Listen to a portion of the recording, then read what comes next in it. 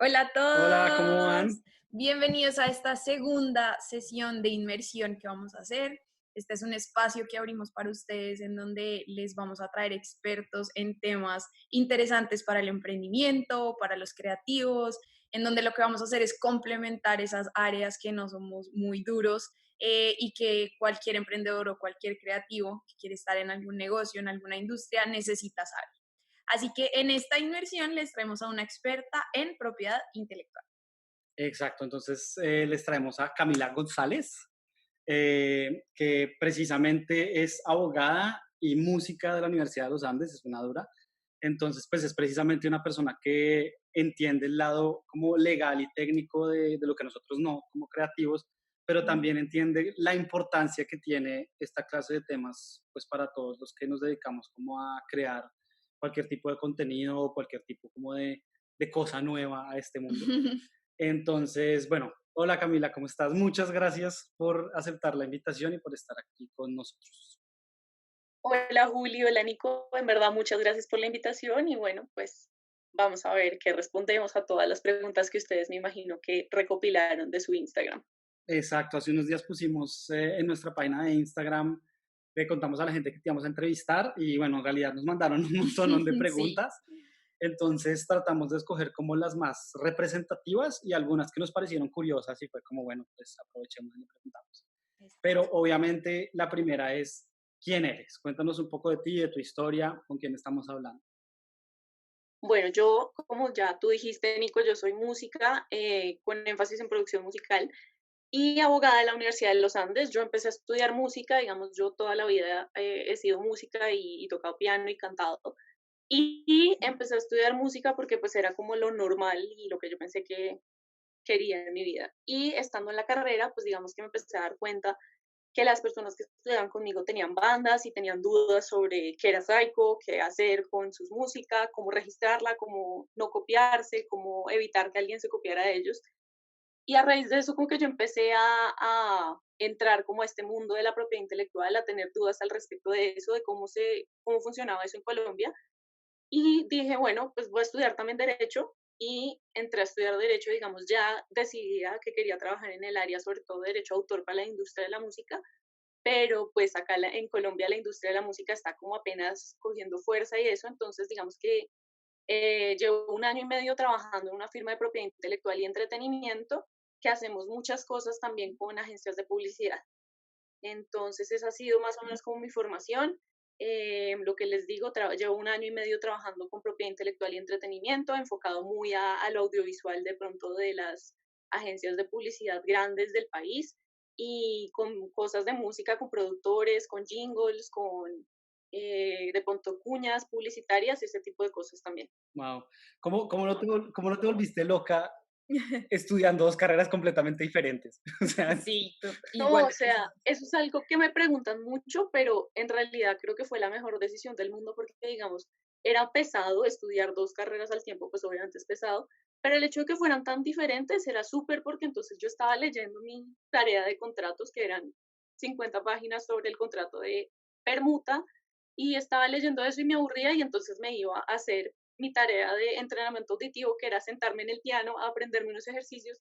Entonces, como que estudiando para una cosa, descansada de la otra, wow. entonces era muy fácil como ese cambio de chip y como, pues para poder adelantar más fácil las dos cosas al tiempo, eso, esa diferencia y ese contraste era fundamental, era lo Qué que me chévere. permitía estar todo el tiempo haciendo cosas. Sí, lo máximo. Bueno, ahora sí empecemos con las preguntas que nos enviaron la semana pasada. Lo primero, Cami, nos pregunta Oscar Ruiz, ¿el nombre de una ciudad puede registrarse? Bueno, esa es una pregunta muy interesante porque en verdad en la legislación colombiana y comunitaria de marcas no está expresamente prohibido el registro del nombre de una ciudad. ¿Qué pasa? Se asemeja un poco al registro del nombre de una persona.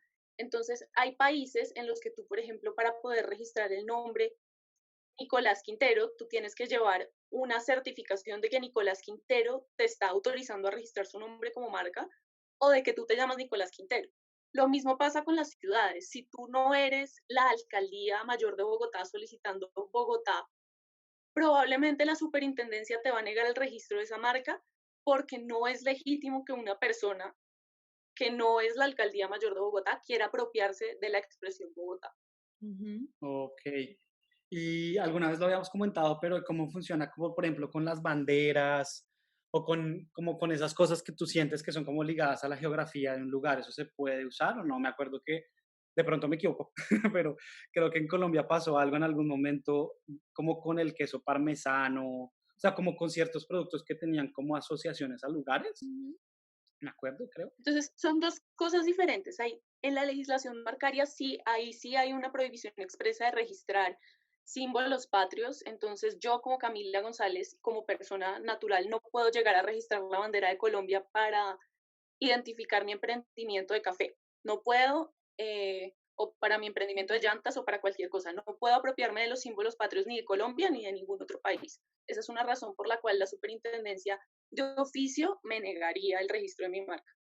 Con las denominaciones de origen y como estas de pronto indicaciones de procedencia también es otra cosa diferente porque una cosa son las marcas y otra cosa son las denominaciones de origen y tienen más o menos el mismo régimen de protección que es, en el caso de las denominaciones de origen, tienen que estar ligadas, como tú dices, a ciertas características del espacio o de la geografía en la cual se genera ese producto.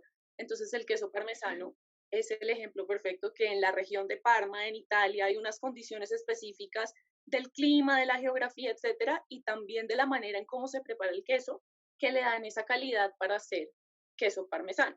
Entonces, si tú haces el mismo queso, así sea con el mismo procedimiento en Paipa, no te va a quedar el sabor igual porque la geografía influye en la manera en cómo ese producto se hace y en el resultado final del producto. Eso pasa con muchas cosas. Aquí en Colombia, digamos, se han adelantado denominaciones de origen, por ejemplo, con el bocadillo veleño, eh, con, con unas figuritas de arcilla de algún lugar de Boyacá, no estoy muy segura, con de Pitalito, Huila, falso, no era de Boyacá.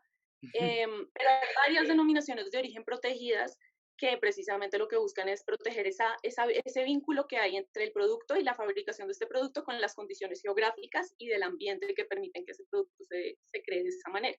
Ujú. Ok, entendido, entendido.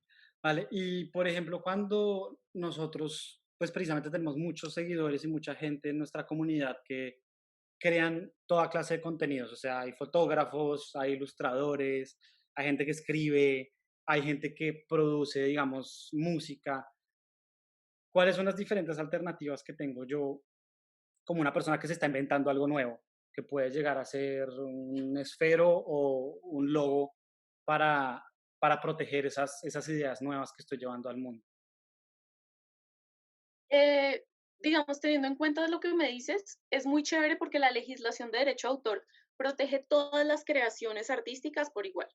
Entonces, dentro del derecho de autor caben las creaciones musicales, las obras literarias, los diseños, como si tú haces un dibujo de un esfero, digamos, específico, eso se puede proteger como un diseño industrial, sí, pero también puede ser un dibujo, una obra, pues, de arte plástico. Las esculturas, las pinturas, todo, digamos, está encajonado dentro de las creaciones artísticas y por eso es protegible por el derecho de autor. El otro tipo de protección, que era de la que estaba hablando ahorita, los diseños industriales, protegen como productos que tienen una funcionalidad específica, pero que también tienen un aspecto como distintivo y como de diseño, ¿sí? Un caso, y creo que es el más conocido de la historia, es de pronto un exprimidor. Yo estoy segura que ustedes que son diseñadores lo han visto, que es un exprimidor de naranja que tiene pues la cosita así redondita de donde se ponen las naranjas a exprimir, pero tiene las patas largas así y parece como un alien o es una cosa así. Eso en su momento fue protegido como un diseño industrial porque si bien es un exprimidor que cumple las funciones del exprimidor, que es exprimir la naranja, tiene unos elementos de diseño que lo hacen diferente a todos los demás exprimidores que han existido en la vida.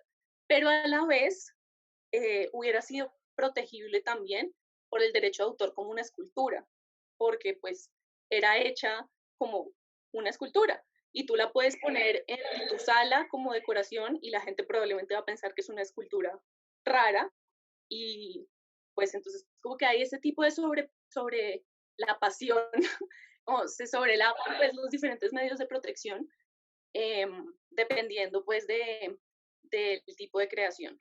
Wow, Mm, chévere que hayas dado ese ejemplo. Ese exprimidor del que hablas es de Philip Stark, lo ujú, vende la marca Lessy. Y de hecho es súper chévere que des el ejemplo porque lo que estabas diciendo de la forma de protegerlo fue un debate enorme también en el mundo del diseño, porque ujú, digamos que hay dos corrientes, obviamente estoy exagerando, pero hay dos corrientes de diseño industrial, una parte que es mucho más funcional y la otra parte que ujú. va mucho más hacia el estilo. Y pues los funcionalistas, la parte digamos como pura del diseño, el que se va hacia la Bauhaus, es como, pues eso no funciona bien, usted no puede exprimir un Ujú, jugo fácil a esa con ese altura. exprimidor. En Ujú. cambio, pues la gente, digamos que va más hacia la estética, era como no, pues igual es una experimentación, pero pues es un exprimidor. Entonces estaba ese dilema entre, ¿es una obra de arte o es un exprimidor? Ujú. Entonces, chévere, chévere el ejemplo que diste, porque como que le L- pegaste exactamente A lo que era. al ejemplo interesante, qué chévere. Cami, ¿y cómo hago yo para investigar si lo que yo estoy creando ya existe o es algo completamente nuevo o por el contrario estoy tal vez llegando a algo que mi creación está algo similar a algo que ya existe? ¿Yo dónde investigo, dónde consulto eso? Bueno, hay una cosa muy importante y es como la base de la protección por medio del derecho de autor, y es que las ideas como tal no son protegibles y no son apropiables. Es decir, hay ciertos como elementos básicos que se necesitan para poder hacer diferentes tipos de creaciones. Entonces, por ejemplo, en la música existen 12 notas musicales en total. Son todas las notas que existen en el mundo y nadie puede hacerse dueño de una nota y impedir que toda la demás gente la toque. Entonces, o los acordes, pues digamos que el número de acordes es mucho mayor que 12, pero tampoco puedes impedirle a alguien que use un acorde. Tú no puedes decirle a Nicolás que no componga una canción usando sol mayor, ¿por qué no?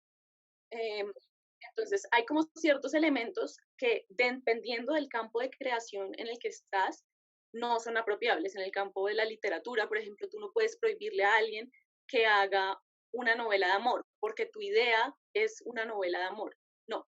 Entonces, lo primero es partir que cuando tú haces una creación, hay elementos dentro de esa creación que no vas a poder apropiarte en exclusiva. Eh, hay estos elementos, digamos, como básicos, puede haber similitudes entre diferentes obras que contengan los mismos elementos básicos, así como en todas las canciones están todas las notas, así como en varias obras de literatura tratan el tema del amor desde, por ejemplo, familias que se odian y los amantes entonces son como malditos porque las familias se odian. Esto puede ser Romeo y Julieta, pero en realidad puede ser cualquier otra historia del mundo que utilice ese mismo plot. Entonces, en el diseño, por ejemplo, los colores, tú no puedes decir yo soy dueño de este color, así sea un Pantone pues súper específico, tú no eres la única persona que puede usar eso. Entonces, partir de ese elemento, digamos, como idea, es bueno como tener varias ideas diferentes que estás juntando para evitar como similitudes exactas. Eso es bueno, como tener varias ideas diferentes juntas y en el momento en el que tú empiezas como a incorporar esas diferentes ideas y a expresarlas de diferente manera, empieza a haber una creación propia, ¿cierto? Entonces tú coges las diferentes notas de la escala y las organizas de cierta manera y tienes un ritmo específico en una estructura musical específica. Entonces ahí compusiste una canción que si bien tiene los mismos elementos que todas las demás canciones del mundo, es diferente y tiene como tu personalidad impresa ahí. Tú puedes consultar, obviamente Google es una súper herramienta para buscar cómo subir tu foto y ver si hay una foto parecida o algo así. Pero como que también cuando tú creas obras, digamos, es bueno que las registres en el Registro Nacional de Derecho de Autor del país en el que estás. En Colombia, el registro de la Dirección Nacional de Derecho de Autor es súper bueno porque es muy rápido, porque es gratis y porque lo puedes hacer por internet. Y ahí tú puedes subir tu obra y decir, esta obra yo la hice en tal año, con tal técnica, se llama de esta manera, y ese registro de alguna manera es una prueba de que tú creaste esa obra en ese momento, y tú puedes consultar el registro para ver todas las demás obras que hay registradas. Entonces puedes ver las esculturas, puedes ver las obras de arte digital, puedes ver las obras literarias, etcétera, y de pronto darte cuenta de qué está pasando y qué no. ¿Y cuánto tiempo más o menos se puede demorar ese registro?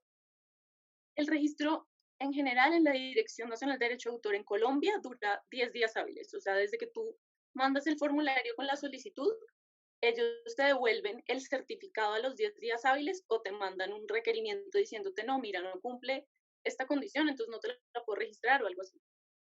Entonces, una pregunta que sí te quiero hacer, pues porque sé que a muchos se les va a venir a la cabeza es, ¿cuál es la diferencia entre que yo registre un dibujo en la parte, digamos, de derechos de autor o como marca, como logo? O sea, ¿cuál es la diferencia entre lo que me protege una cosa y que me protege la otra? Porque creo que esas son dos cosas que se nos unen a nosotros en la cabeza.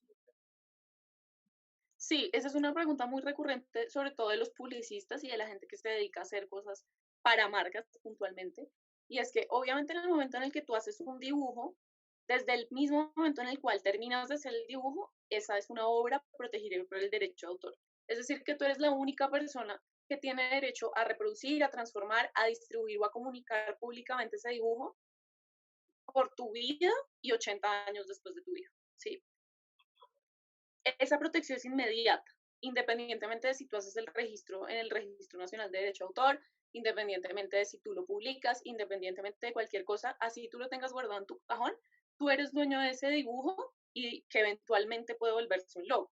¿Cómo se vuelve un logo? Bueno, obviamente en el momento en el que tú se lo empiezas a poner a productos, pero sobre todo en el momento en el que lo inicias un registro para volverlo una marca. Este registro de marca se hace ante la Superintendencia de Industria y Comercio y la diferencia más importante con el derecho de autor es que tú no eres titular de ese dibujo a título de marca hasta el momento en el que la Superintendencia te dice, ok, te concedo la marca. En las marcas es muy importante entender que las marcas se otorgan para proteger el vínculo que tienen los consumidores con cierto producto o con cierto servicio. Entonces, si bien tú puedes registrar, yo no sé, la marca Altoids para las menticas, alguien más podría registrar la misma marca Altoids para vender, por ejemplo, llantas, porque los productos son diferentes y en ese sentido podrían coexistir sin que el consumidor eventualmente como que tenga esa confusión del origen empresarial de ese producto. Ok. Y digamos que mucha gente emprendedora, sobre todo cuando está creando su marca, su producto, su servicio, tiene identificada su marca, pero se pregunta en qué casos vale la pena registrar esa marca y en cuáles no. Ok, sí, esa también creo que es una decisión muy estratégica también como del emprendimiento y como de el modelo de negocio y la proyección que ustedes tengan con su negocio, porque en general para un emprendedor registrar una marca es caro.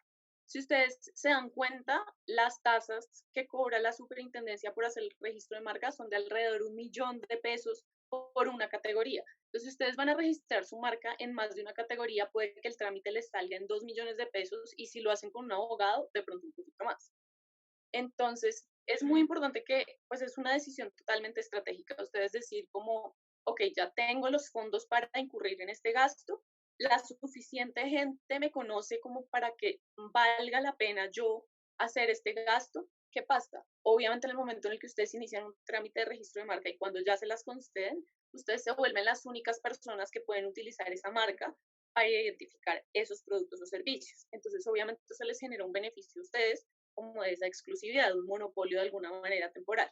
Entonces, si ustedes ven, por ejemplo, que su marca es muy buena y es muy creativa y ustedes creen que alguien de pronto se las puede robar, regístrenla de una, porque si no la registran, después pierden la marca.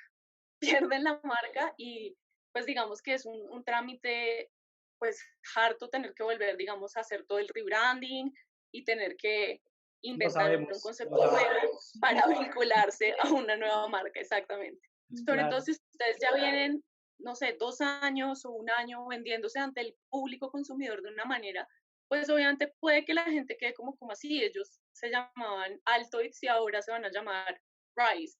No entiendo si es la misma gente o no. Entonces, pues es importante eso. Claro. Y hay una preguntita corta que me gustaría hacerte ahí como para aclarar, es cuando tú hablas de categorías, ¿a qué te refieres? Cuando dijiste registrar en una o más, ¿eso qué quiere decir? Ok, todos los productos y servicios del mundo, digamos, la autoridad como de marcas del mundo, decidió categorizar todos los productos y servicios del mundo en diferentes categorías, precisamente para eso, para que cuando tú registres una marca, la puedas asociar a ciertos productos específicos. Entonces hay categoría para ropa, hay categoría para diferentes categorías para comida, dependiendo de si son frutas o vegetales o enlatados o hay otras categorías para medicamentos, para perfumería, para productos veterinarios, para manufactura, ese tipo de cosas. Entonces, todos los productos están categorizados en diferentes cosas y la idea es que cuando tú registres tu marca, escojas específicamente en qué categorías las vas a registrar. Okay. Y esto a mí me toca hacerlo en cada país por separado. Sí, el registro de marca y casi todos los derechos de propiedad intelectual son súper territoriales, entonces eso quiere decir que están como limitados al país en el que estás. En la Unión Europea, por ejemplo, si tú la registras en Italia, pues si tú estás en Italia y la registras ahí, en general ya queda registrada para toda la Unión Europea. En Colombia, digamos, pues, existe la comunidad andina y hay como facilidad de pronto registrar y como consolidar la marca más fácil dentro de la comunidad andina, pero en general tienes que iniciar los registros independientemente en cada uno de los países. Ok, entendido. Cami, y otra pregunta que nos hacían en varias formas y en varios estilos es, cuando yo hago una sesión de fotos, hago Un logo. un logo, una pieza publicitaria, lo que sea sea una creación, sí, creativa, artística, ¿cómo puedo, o más bien, puedo yo usarlas para, como publicidad para mi trabajo, para mostrar que yo soy el creador, aun cuando yo se lo hice a un cliente? Sigamos como portafolio, por ejemplo. Ujú. Ok, les voy a dar la peor respuesta, que es la que dan todos los abogados, y es depende. Porque obviamente depende de lo que hayan hecho en el contrato con el cual los contrataron, ¿no? Ok. Pero digamos de alguna manera, lo más normal es que ustedes puedan utilizar lo que ustedes hicieron a título informativo, ¿cierto? Decir, miren, yo hice esta marca, yo tomé estas fotos, yo hice estas piezas de publicidad para X cliente, independientemente, diría yo, de lo que diga el contrato. Hay algunos contratos y hay algunos clientes, obviamente, que por la confidencialidad, que por mil razones, de pronto les ponen la prohibición expresa de que lo usen. Pero yo diría que por regla general, lo más importante es que ustedes traten siempre de incluir eso en su contrato para que no haya la duda de si la pueden usar o no después. No, súper. Ok. Y se me acaba de venir a la mente un nivel más arriba esa pregunta. ¿Qué pasa si yo trabajo para una agencia y pues soy un diseñador gráfico? Ujú. ¿Eso que estoy produciendo para esa agencia lo puedo poner en mi portafolio? Ok, por lo general, los contratos de los publicistas con las agencias incluyen disposiciones que quieren decir que toda la propiedad intelectual que el publicista desarrolle en el marco de la relación laboral se cede automáticamente a la agencia, ¿cierto? Entonces es la agencia la única persona que puede divulgarla o reproducirla de cualquier manera, pero los contratos de agencia que yo he visto por lo general laborales con sus publicistas incluyen esta salvedad de que el publicista las puede utilizar en reels, de pronto en portafolios así sea en físico o en digital, porque pues sobre todo en la publicidad es muy importante que uno pueda mostrar qué cosas hace uno y en qué campañas ha participado y de pronto mostrarle a sus clientes qué son las cosas que puede hacer. Ujú. Claro. Bueno, Camila, la última pregunta como grande que te queríamos hacer, y luego pasamos a las preguntas rápidas, es eh, la propiedad intelectual, y es muy chévere podértelo preguntar a ti, de los sonidos, o sea, tanto la música como si yo hago samples o si yo estoy grabando cosas pequeñas que después voy a usar para un podcast. ¿Eso lo puedo proteger? Y si sí, pues es de la misma forma, o sea, como tengo que hacer algo diferente. Ok, entonces el derecho a autor protege creaciones artísticas, ¿cierto? Entonces, si tú creas como melodías pequeñas, como cortinillas para tu podcast, o de pronto pequeñas marcas sonoras para identificar tus productos, ese tipo de cosas, obviamente las puedes proteger como una composición y las podrías también registrar como marcas sonoras. En el caso de pronto los efectos, lo que es lo que me preguntas, de pronto si tú grabas un vaso de vidrio rompiéndose, pues eso no es propiamente una creación artística, pero digamos que de alguna manera sí hubo un esfuerzo, primero intelectual, obviamente, que tú dijeras como, bueno, quiero grabar específicamente este vaso, lo que sea, y además económico, porque pues para hacer una grabación tú necesitas pues por lo menos tener un celular con el cual grabar o de pronto unos equipos más sofisticados, etcétera.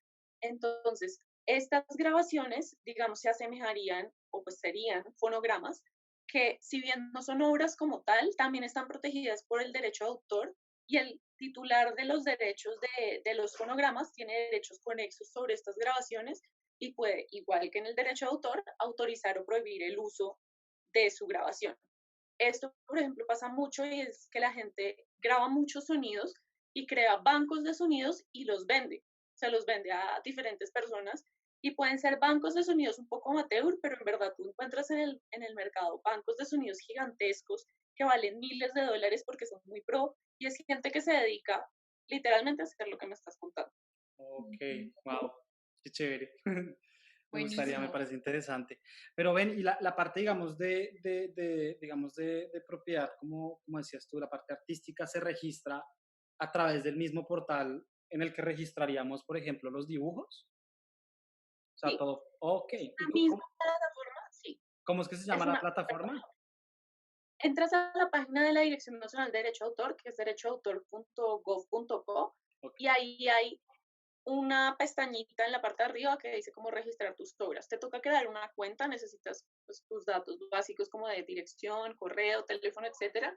Y ahí en esa plataforma, al lado izquierdo de la pantalla, te sale para registrar obras musicales, obras Ah, literarias, fotogramas, obras artísticas. Entonces, todo lo registras a través de la misma plataforma y el procedimiento es el mismo. Llenar un formulario con los datos de la obra, el título, el año de creación, los autores, etcétera, y se demora 10 días en que te envíen tu certificado.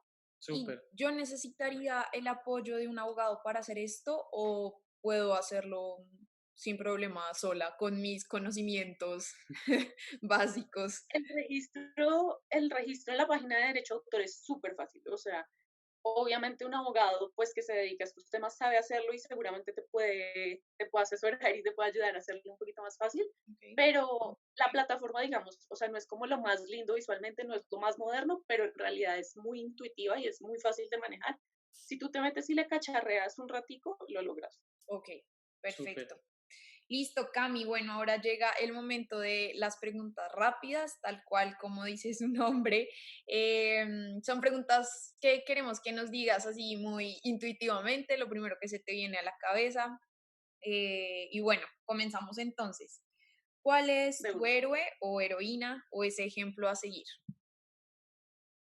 Eh, mm, ¿Como de la vida o como de la Sí, Sí, propia intelectual? también puede ser, se vale. también. Ok, O en de la la música. vida, de la música. Yo amo a Sarah Bareilles, o sea, es una cantante y pianista, wow, y ella no es tan famosa y como que digamos ya es un poquito vieja, pero me encanta porque sus canciones como que de alguna manera me relaciono mucho como con la música y con su voz, me encanta. Ok. Súper. ¿Cuál es ese libro que aconsejarías sin pensarlo dos veces? Em, Me gusta mucho El extranjero de Camilo. ¿Cuál Grande. ha sido el peor consejo que te han dado en la vida? Que me rinda, como que en verdad algo de pronto es muy difícil de hacer y que no lo haga. Y con 2 carreras me imagino que lo escuchaste bastante. Total. ¿Cuál es el superpoder de la propiedad intelectual? Ay, yo amo la propiedad intelectual porque siento que es una herramienta muy grande que tienen los artistas. O sea, como pues los artistas me refiero como a los creadores de contenido y de arte. Siento que las personas se tienen que apersonar mucho de eso y entender el valor que eso tiene para que ellos puedan, pues obviamente proteger sus creaciones, pero además de todo, explotarlas y vivir de eso, porque el arte es una cosa muy bonita y la gente cree que del arte no se puede vivir y en realidad si uno gestiona sus cosas adecuadamente, totalmente lo puede hacer.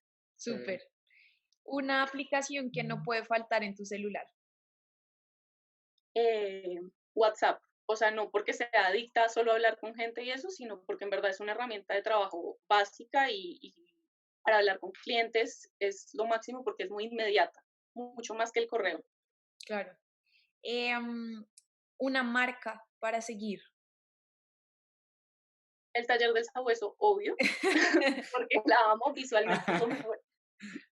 Pero a mí me parece súper chévere las campañas de Coca-Cola, porque no se quedan como en la venta del producto, sino como es como la experiencia de consumir Coca-Cola, que es Ujú. algo chévere. Un hábito para seguir todos los días. Hacer ejercicio. Si, Tratamos. si pudieras poner una valla en el mejor lugar de todos, donde te aseguras que todo el mundo lo va a ver, ¿qué mensaje tendría esa valla? Que todo el mundo sea muy amable y como que entienda que todo el mundo está tratando de hacer lo mejor que puede con lo que tiene en ese momento. Qué chévere. Súper, Cami, mil y mil gracias, de verdad, nos vamos con mucho conocimiento, Sí, muchas preguntas resueltas en un tiempo flash, así que de verdad muchas gracias por tu tiempo y por contarnos como todo este conocimiento que tienes. la super última pregunta antes de despedirnos Ujú. es, ¿dónde te puede encontrar la gente? Sé que hay mucha gente que te va a querer escribir, que te va a querer contratar, que quiere registrar marcas, entonces cuéntanos cómo hacen para encontrar. Perfecto. Si quieren les doy mi correo electrónico, es cgonzález, las dos con z, gonzález, las dos con z, 1912 @gmail.com. Eso, Súper. súper. Entonces ya saben. Y bueno, Camila, en serio, muchas gracias por tu tiempo y bueno, pues por la buena actitud y por responder todo este bombardeo de preguntas que te teníamos Oigan, preparado. muchas gracias por la invitación. Los felicito por lo que hacen porque siento que es un espacio muy valioso de mucho crecimiento y de mucha, como, que permite que la gente se apropie de sus cosas y Ay, gracias. que precisamente haga esto que yo les estoy diciendo, que es que se apropie de sus cosas y impulse sus negocios pues por sí mismo. Entonces, los felicito, qué chévere y ojalá sigan así de bien siempre. Bueno, Muchas gracias. gracias, Cami. Un abracito y chaito. Chao.